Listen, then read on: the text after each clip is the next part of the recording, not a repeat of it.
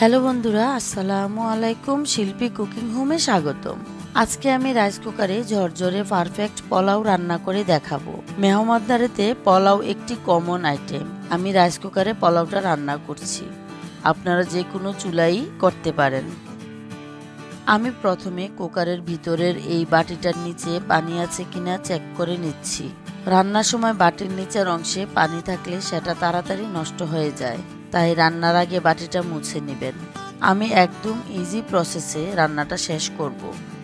পোলাওটা রান্না করার জন্য আমি এখানে 1 কেজি পোলার চাল নিয়েছি। চালটাকে আমি ভালোভাবে ধুয়ে 30 মিনিট পানিতে ভিজিয়ে রেখেছিলাম।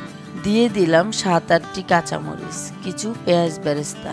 আমি পেঁয়াজ বেরেস্তাটা আগে রেডি করে রেখেছিলাম। আপনাদের কাছে পেঁয়াজ বেরেস্তা রেডি না থাকলে কিছু পেঁয়াজ কুচি ভাজি করে নেবেন। দিয়ে দিলাম 2টি তেজপাতা, সামান্য দারচিনি, 1টি বড় এলাচ, 3টি ছোট এলাচ, 4টি লং। এখন আমি পানিটা দিব। আপনারা একটা জিনিস মনে রাখবেন, যতটুকু রাইস দিবেন তার ডাবল পানি দিবেন। আমি 1 কেজি চালের জন্য 2 লিটার গরম পানি দিয়ে দিলাম স্বাদ মতো লবণ।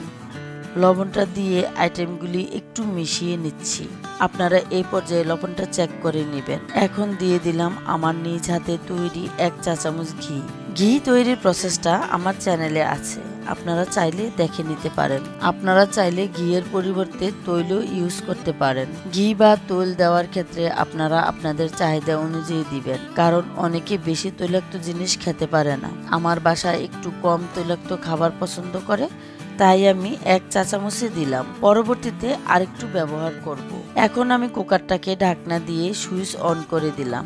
আপাতত আমাকে আর কিছুই করতে হবে না। পোলাওটা হয়ে গেলে কুকারের সুইচ অটোমেটিক অফ হয়ে যাবে।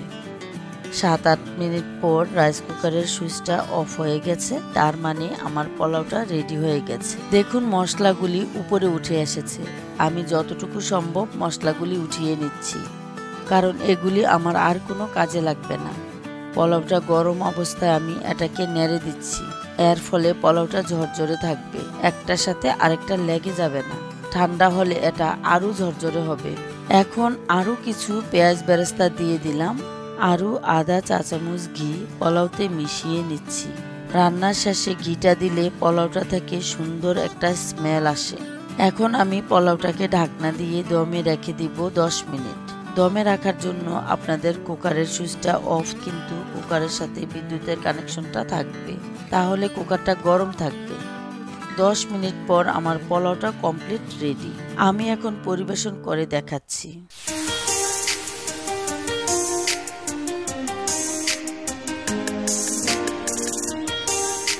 বন্ধুরা, যদি আমার এই প্রসেসটি আপনাদের ভালো লাগে, প্লিজ আমার চ্যানেলটিকে সাবস্ক্রাইব করবেন, লাইক কমেন্ট শেয়ার করবেন। আল্লাহ হাফেজ।